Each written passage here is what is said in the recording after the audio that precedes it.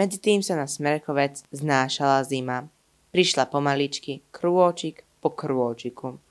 Najskôr spadla jedna vločka, ktorá sa hneď roztopila. Za ňou ale prišla druhá, tretia, štvrtá a už sa sneh začal kopiť. Ani sa nenazdali a už bol les skrytý pod studenou bielou perinou. Po papradie sa pri zemi blížil mráz a kreslil na jej lístky obrázky. Aj studnička už začínala zamrzať a chrobáčikovia sa po nej pre zábavu šmýkali tam a späť. Všetky zvieratká sa na zimu poctivo pripravovali. Veverička Ryšelka do svojho domčeka v strome nanosila hromadu orieškov.